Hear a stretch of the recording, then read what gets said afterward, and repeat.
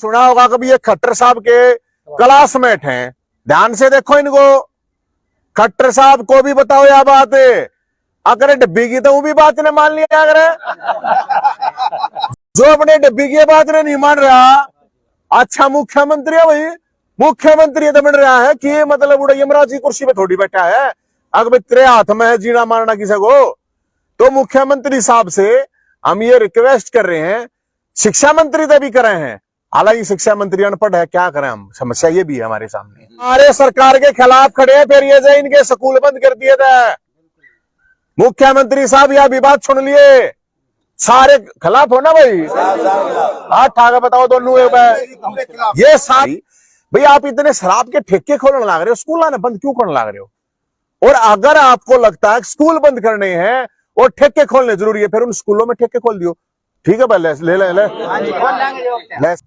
दूसरा, जो पहले मान्यता ले गए, जो पैसा देके मान्यता ले गया और कुछ किसी भी तरह से, वो कैसे ले गया? इनके ऊपर कंडीशन क्यों? दूसरा, जो पहले मान्यता ले गए, जो पैसा देके मान्यता ले गया और कुछ किसी भी तरह से, वो कैसे ले गया? इनके ऊपर कंडीशन क्यों?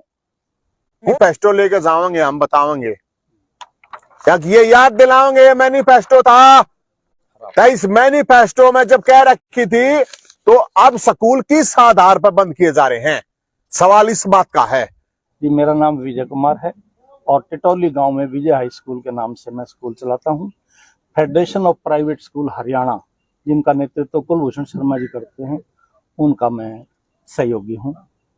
आज आप नवीन जय हिंद के पास आए? आज मैं नवीन जय हिंद से उनका समर्थन, उनका सानिध्य, उनका मार्गदर्शन लेने के लिए आया हूं, क्योंकि सरकार हमारी किसी बात को सुन नहीं रही है। हम बड़े परेशान होकर नवीन जी के चरणों में आए। क्या दिक्कतें आ रही हैं? हम लगभग 30-40 साल से प्राइवेट स्कूल चला रहे हैं, कोई किसी किस्म की दिक्कत नहीं थी। 2003 में चौटाला जी ने जो एजुकेशन एक्ट 2003 बनाया है, उससे हमें दिक्कतें खड़ी हुई। पिछली सरकार में, हुड्डा सरकार ने कुछ रिलैक्सेशन दी, लेकिन वो पर्याप्त नहीं थी।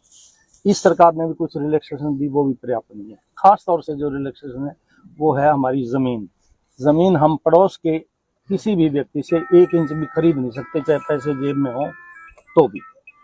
तो जब तक ज़मीन का मामला सरकार छोड़ेगी नहीं, तब तक प्राइवेट स्कूलों को स्थायी मान्यता मिल नहीं सकती।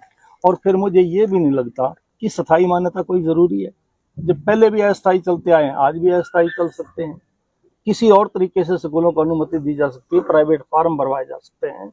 सरकार अपने स्कूलों के थ्रू, गवर्नमेंट स्कूलों के थ्रू उनको फार्म भरवाई सकती है, पढ़ाने की अनुमति सभी को दी जा सकती है। यानी कि एक नहीं, अनेक हल हैं हमारे पास। और आज एकदम सरकार ने ऐलान कर दिया कि 31 मार्च को स्कूल आप बंद कर दें। आप बताइए, कम से कम भी 50,000 बच्चे तो इस समय हमारे स्कूलों के अपेयर हो रहे हैं, और 5-6 लाख बच्चे हमारे स्कूलों में जो पढ़ रहे हैं वो कहाँ जाएंगे? चलिए, अगर आप इस बात को भी छोड़ लें, सरकार संभाल लेगी, तो हम कितने बेरोजगार हो जाएंगे। हर स्कूल में कम से कम 10 से 20 तक का स्टाफ बेरोजगार हो जाएगा। इतनी बड़ी बड़ी बिल्डिंगें खाली हो जाएंगी, इतनी बड़ी बड़ी बसें हैं, उनके ड्राइवर हैं।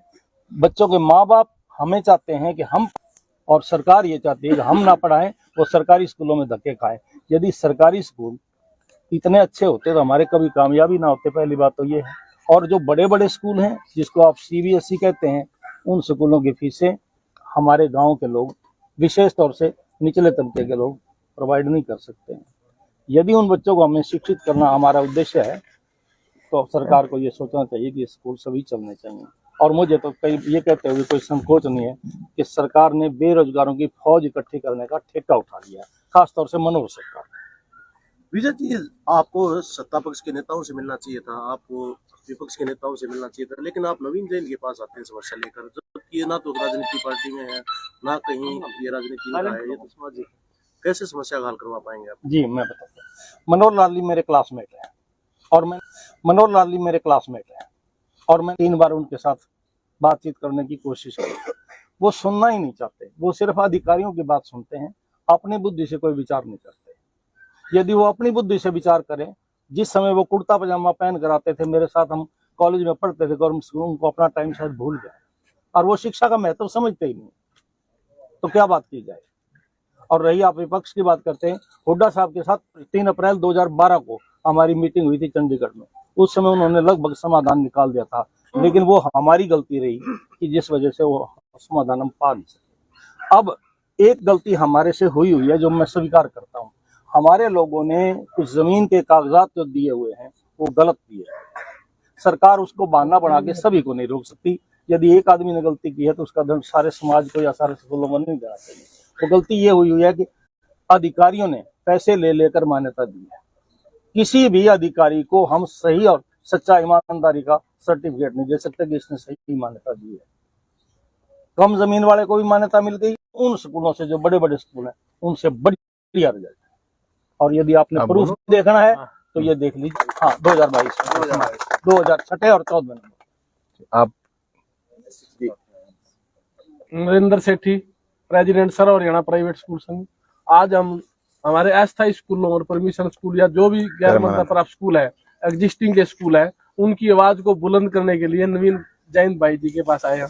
और आपने अभी एक सवाल किया था कि विपक्षी पार्टियां भी हैं, दूसरे भी, आप इनके पास क्यों आए?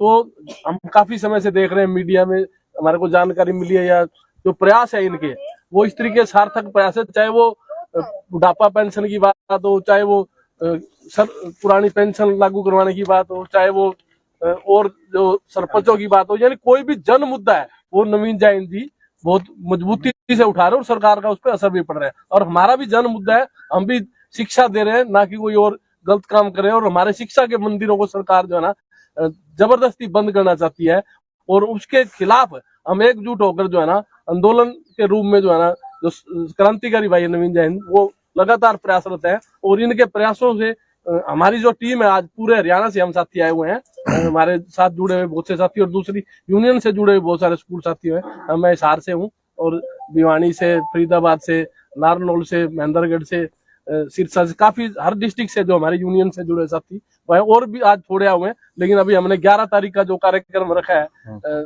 सरकार के जो बीजेपी कार्यालय में जो है ना अपनी जो मांग रखने का जैन के नेतृत्व में, उसमें और भी बहुत ज्यादा संख्या में हम जो है ना आज ऐलान किया, उस ऐलान को पूरा करेंगे। जय हिंद। ठीक है सर, एक मिनट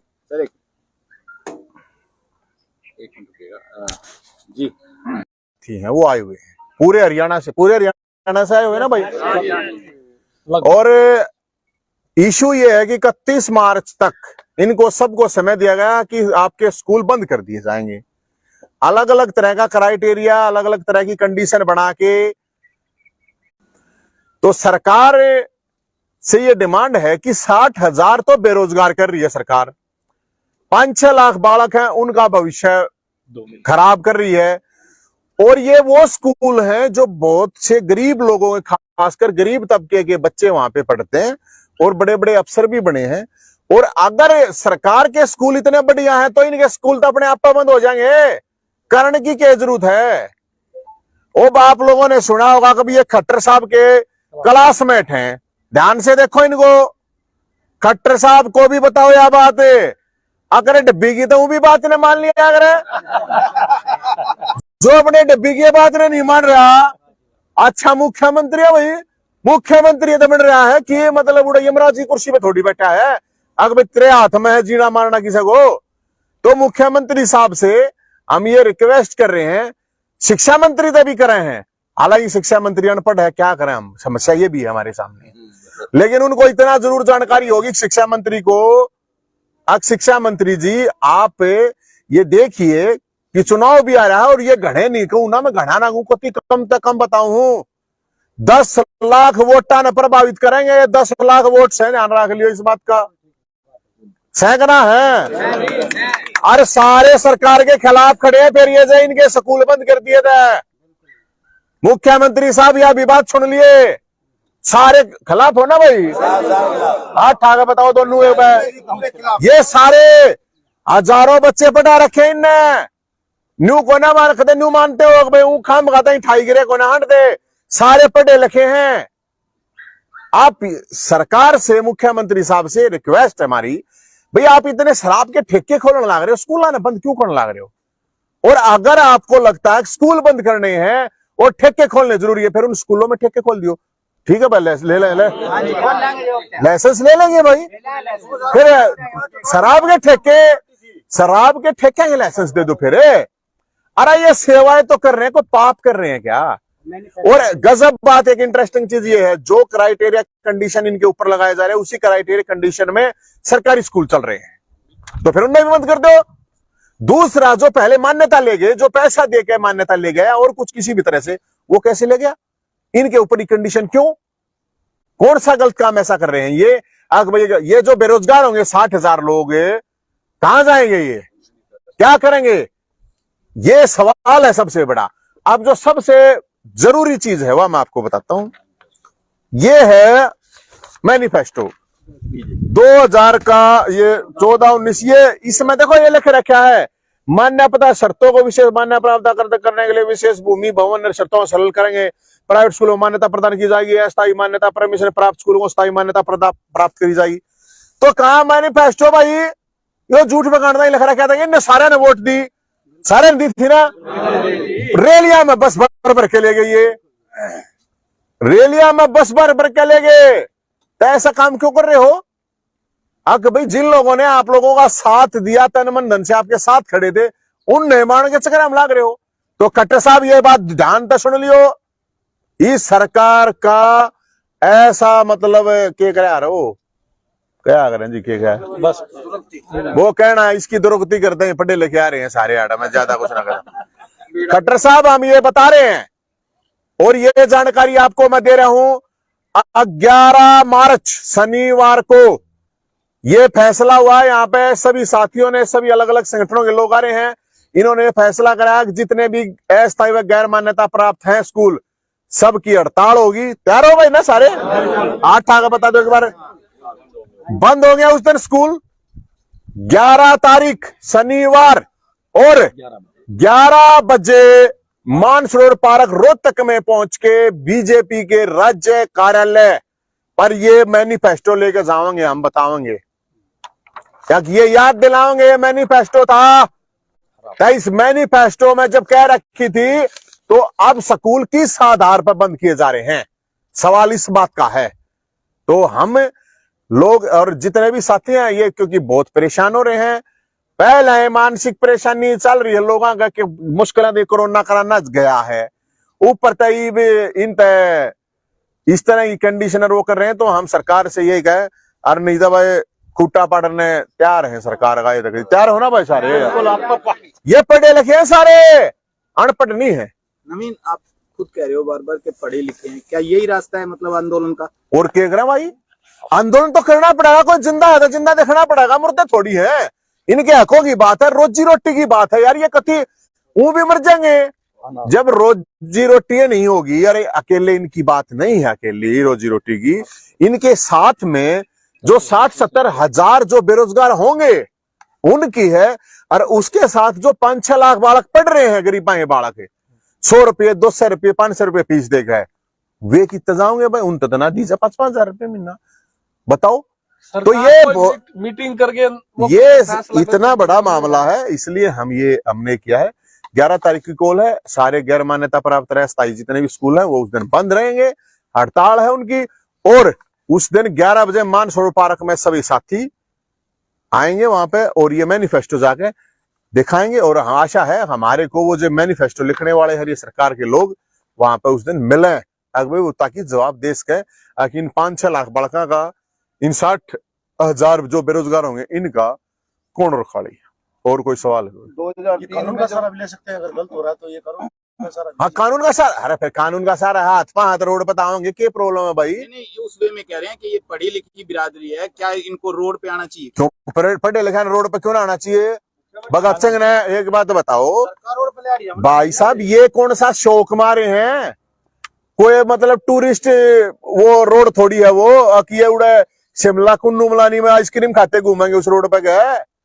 अपने हक के लिए तो बोलना पड़ेगा, पढ़ा लिखा है तो इसका मतलब ये होता है कि और ज्यादा तेज आवाज करें। बच्चों को क्या सिखा रहे हैं फिर ये? अगर रोड पे आएंगे तो क्या सीखेंगे बच्चे? बच्चे एक मिनट, बच्चों को ये सिखाएंगे अपने हकों के लिए लड़ना सीखो, गुलामी करना ना सीखो। बच्चों को ये सिखाएंगे, ये बच्चों को ये सिखा रहे हैं कि अपने हकों के लिए लड़ना पड़ता है और लड़ना सीखो। और भगत सिंह ने न्यू कह रखी है, पढ़े लिखे का मतलब ये को ना गुलामी करना, अपने हकों के लिए भी और दूसरे के हकों के लिए भी सरकार और सिस्टम से लड़ना चाहिए। शांतिपूर्ण तरीके से आंदोलन करने का सबका अधिकार है। क्या नवीन जी आंदोलन से इनका हल हो जाएगा समस्या जो इनकी आ रही उम्मीद है? लेकिन उम्मीद तो है, ना होगी क्यों ना होगी भाई, हुई है उससे पहले आंदोलन हुए हैं तो हुई क्यों नहीं है। आंदोलन से तो होती है, बहुत सी चीजों का समाधान होता है। और हम तो सरकार को यही कह रहे हैं, अगर भाई आंदोलन हुआ, सरकार अगर सिर देखना चाहती है कि भाई कितने सिर हैं, तो उस दिन वो सिर देख लेंगे। और मैंने बता दिया आपको 10 लाख वोट हैं सीधी, इस तक कम ना मानियो सरकार। और अपने आप सर्वे करवा के देख लियो, पता करवा के देख लियो, फिर तो रोज और कुछ ना करना, रोज 100 फोन करने हैं, अकिन तो वोट ना देनी बस, या तो सरकार इनका समाधान कर। ठीक ठीक। Thank you. 2003 से पहले जो